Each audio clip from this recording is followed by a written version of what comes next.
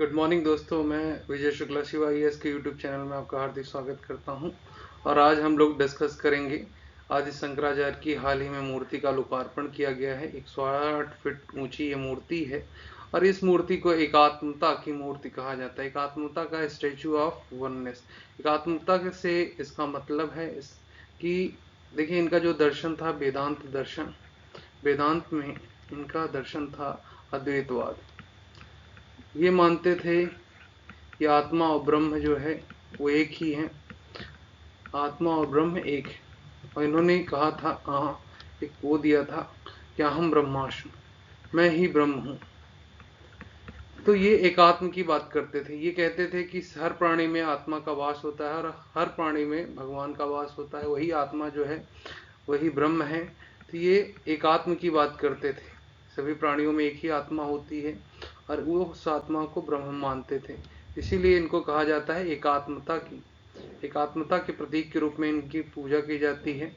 और मध्य प्रदेश के जो मुख्यमंत्री हैं शिवराज सिंह चौहान ने, उन्होंने 108 फीट ऊंची मूर्ति नर्मदा नदी के किनारे ओमकारेश्वर में मंदाता पर्वत पे इसका लोकार्पण किया है। ये 108 फीट की मूर्ति है। ये मूर्ति जो निर्माण किया गया है वो 11 वर्ष की उम्र में, जब शंकराचार्य एक जिज्ञासु बालक थे, तो उस समय की इनकी आकृति दी गई है। 101 फीट लंबा धर्मदंड इनके साथ है। ये जो आप स्टिक देख रहे हैं इसे धर्मदंड कहा जाता है। 45 फुट ऊंचे शंकर स्तंभ में इसे स्थापित किया गया है। अद्वैत वेदांत दर्शन के प्रखर प्रवक्ता रहे हैं और इन्होंने मनीषा पंचकम लिखा है। मनीषा पंचकम इन्होंने तब लिखा, एक बार इनको एक चंडाल ने छू दिया था।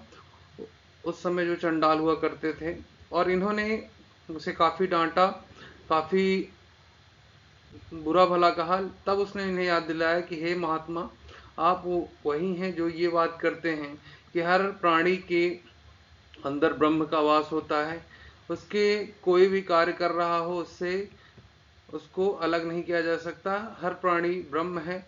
तो आप अगर ऐसी बात करते हैं तो फिर आप ये छुआछूत और अछूत की भावना या अछूत की बातें कैसे करते हैं। तो इन्हें फिर आत्मज्ञात हुआ कि भैया हमने गलत बोल दिया और फिर उन्होंने उससे माफ़ी मांगी। और इस माफ़ी के बाद उन्होंने मनीषा पंचकम एक बुक लिखी, किताब लिखी। ठीक है, तो ये याद रखना है आपको। Pre exam point of view से आपके एग्जाम में पूछा जा सकता है। वर्ल्ड की टॉलेस्ट स्टैचू के बारे में बात करें तो वर्ल्ड के टॉलेस्ट स्टैचू है स्टैचू ऑफ यूनिटी, जो कि 182 मीटर का है। फिट में ये काफ़ी ज़्यादा है, 600 लगभग कुछ है। फिर उसके बाद स्प्रिंग टेम्पल बुद्धा चाइना में है। गुनियन और Nanshan China. Statue of Liberty 93 metre Motherland Calls Russia. तो ये आपको याद रखना है। फिर बैठे हुई मूर्ति के बारे में बात करें तो देखिए, बैठे हुई सबसे ऊंची मूर्ति है 216 फीट की, जो कि रामानुजम की है। रामानुजम के बारे में बता दें, रामानुजम भी वेदांत दर्शन से संबंधित थे।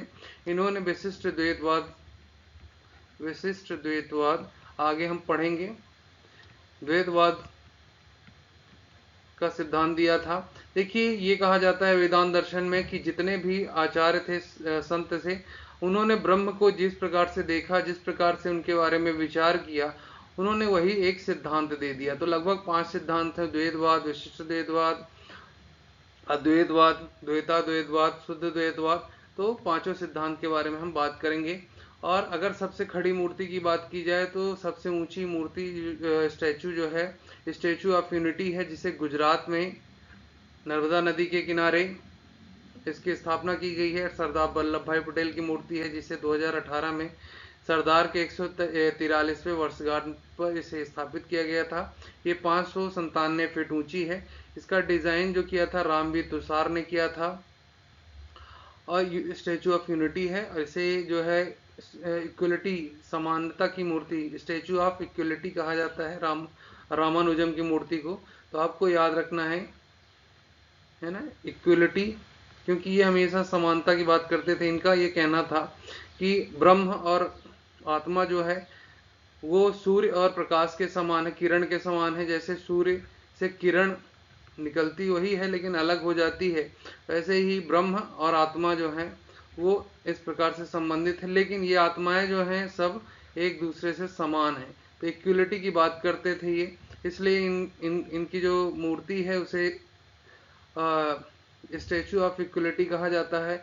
और ये इन्होंने यूनिटी के लिए काम किया था, भारत को एक करने का काम किया था। आज भारत अगर इस स्थिति में है तो इसका पूरा श्रेय जाता है सरदार वल्लभ भाई पटेल को, चाहे हैदराबाद हो, चाहे भोपाल रियासत हो, तो जम्मू कश्मीर रियासत, सभी को एक भारत में समायोजित करना, सभी को एक भारत गणतंत्र के नीचे लाना, इसका कार्य सरदार वल्लभ भाई पटेल को ही जाता है, इसका श्रेय। फिर एकात्म मूर्ति के निर्माण की बात करें तो इस मूर्ति का निर्माण प्रसिद्ध मूर्तिकार भगवान रामपुरी के द्वारा उकेरी गई, जो कि महाराष्ट्र की मूर्तिकार हैं। फिर मूर्ति का जो शंकर रूप है, जो 11 वर्ष की आयु के एक बालक, जिज्ञासु बालक का रूप है, इसको वासुदेव कामत द्वारा 2018 में बनाया गया था। फिर मूर्ति निर्माण हेतु 2017-18 में संपूर्ण मध्य प्रदेश और पूरे भारत में कई राज्यों में एकात्म यात्रा निकाली गई और लगभग 27,000 ग्राम पंचायतों से मूर्ति निर्माण हेतु धातुओं का संग्रह किया गया और जन जागरण अभियान फैलाया गया कि भाई इनका सिद्धांत क्या था, आदि शंकराचार्य के विचार क्या थे। उन्होंने जो उस समय सनातन धर्म था, सनातन धर्म के बारे में उन्होंने क्या कहा था, वहाँ की जो सनातन धर्म में जो कमियां थी उनको दूर करते हुए एकात्म की बात उन्होंने की थी, सर्वधर्म संभाव की बात की थी। ओंकारेश्वर किस प्रकार से संबंधित है आचार्य से, आचार्य शंकर को ज्ञान यहीं से प्राप्त हुआ था, गुरु भूमि है उनकी, उनके जो गुरु थे गोविंद भगवत पाद जो है वो यहीं मिले थे। 4 साल यहाँ रहकर उन्होंने यहाँ अध्ययन किया और 12 वर्ष की आयु में ओंकारेश्वर से ही अखंड भारत में वेदांत के लोक व्यापीकरण के लिए प्रस्थान किया और 32 साल तक ये जीवित रहे। 32 साल में इनकी मृत्यु हो गई। इन्होंने हिंदू धर्म के प्रचार प्रसार के लिए नए ढंग से प्रचार प्रसार किया, जो समाज में जो कमियां थी धर्म से संबंधित, उन कमियों को दूर करते हुए एकात्म की बात की। भगवान आज शंकराचार्य के बारे में बता दें कि ये भगवान शिव के अवतार माने जाते हैं। इनका जन्म 778 ईस्वी में हुआ और ये केरल के कालड़ी गांव में ब्राह्मण परिवार में हुआ। इनके पिता शिव गुरु थे, जो कि शास्त्रों का काफी अच्छा ज्ञान था। इनकी माँ आरंबा थी। बचपन से इनका नाम शंकर था और बाद में गुरु शंकराचार्य पड़ा। इनकी 32 साल की उम्र में मौत हो गई और इस 32 साल तक में इन्होंने कई टीकाएं लिखी हैं, कई भाष्य लिखे हैं, ठीक है, कई शास्त्र लिखे हैं। तो इसलिए इनका बहुत एक प्रकार से हिंदू धर्म के प्रचार प्रसार में उसकी जो कमियां हैं, है ना, एक प्रकार से उनका हिंदू धर्म का पुनर्स्थापक माना जाता है, क्योंकि उन्होंने भारतीय उपनिषदों के सिद्धांतों की सही व्याख्या की, उन्हें पुनर्जीवित करने का कार्य किया। क्योंकि कहीं ना कहीं लोग अब धर्म से पीछे हट रहे थे, उसमें पाखंड आ गया था, भ्रांतियां आ गई थी, लोगों का शोषण हो रहा था। तो ऐसे में शंकराचार्य ने हिंदू धर्म को पुनर्जीवित करने का कार्य किया, पुनर्स्थापित करने का कार्य किया। धर्म को लेकर लोगों में फैलाई गई जो तरह तरह की भ्रांतियां थी उसे मिटाने का काम किया।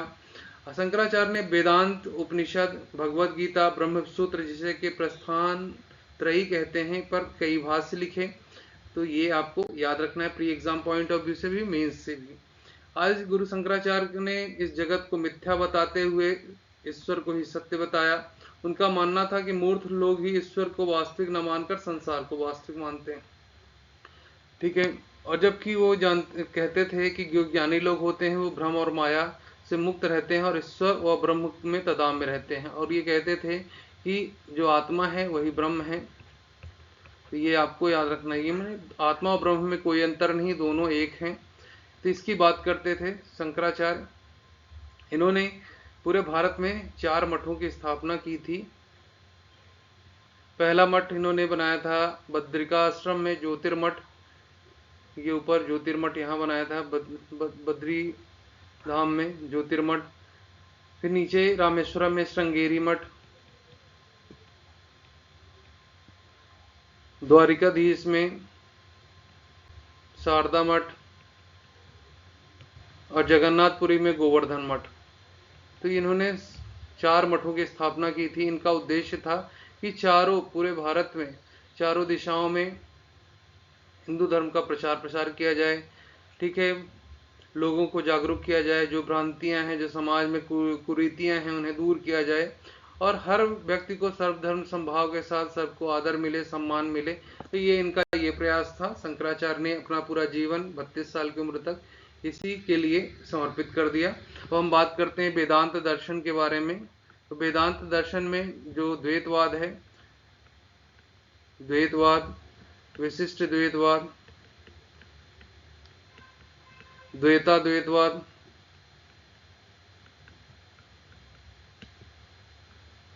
और शुद्ध द्वैतवाद, और अद्वैतवाद के बारे में तो हम बात कर चुके। शंकर आदि शंकराचार्य का ये अद्वैतवाद था। द्वैतवाद के जो प्रवर्तक थे वो मध्वाचार्य थे। विशिष्ट द्वैतवाद के रामानुजाचार्य, द्वैतवाद के निम्बकाचार्य और शुद्ध द्वैतवाद के वल्लभाचार्य। ये आचार्य जो थे इनके प्रवर्तक थे जिन्होंने ये सिद्धांत दिया था। और मध्वाचार्य ये मानते थे कि जो अद्वैतवाद है ये मायावी दानव है। मायावी दानव का मतलब ये था कि ये मानते थे कि ये, देखिए, अद्वैतवाद का एक कंसेप्ट था कि आत्मा और ब्रह्म एक है, लेकिन मध्वाचार्य मानते थे कि आत्मा और ब्रह्म जो है अलग अलग हैं और ये एक प्रकार से जगत प्रवाह के साथ जुड़े हुए हैं। और जगत प्रवाह के रूप में वो कहते थे जीव से जीव में, जीव से ईश्वर में, जीव से जड़ में, जड़ से ईश्वर में। तो ये इनका जगत प्रवाह ट्रांसफर होता रहता है, माने एक जगह से दूसरी जगह से। ठीक है। रामानुजाचार्य क्या कहते थे? अभी हमने आपको सूर्य और प्रकाश का सिद्धांत बताया कि सूर्य और प्रकाश की तरह आत्मा और ब्रह्म एक दूसरे से जुड़े हुए हैं। फिर निम्बकाचार्य क्या कहते थे? निम्बकाचार्य संपूर्ण धर्मों का मूल वेद को मानते थे। वल्लभाचार्य का मानना था कि ये पुष्टि मार्ग के समर्थक थे और भगवान कृष्ण की पूजा करते थे। तो ये अलग अलग सिद्धांत हैं।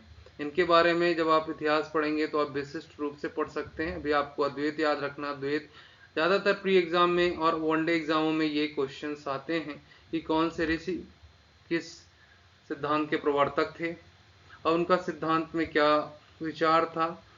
ठीक है, तो ये याद रखना है। जिस भी आचार्य ने जिस रूप में ब्रह्म को देखा उसी रूप में उन्होंने उस सिद्धांत को प्रतिपादित कर दिया। अगर आपको वीडियो पसंद आया तो लाइक करिए, शेयर करिए, सब्सक्राइब करिए। धन्यवाद।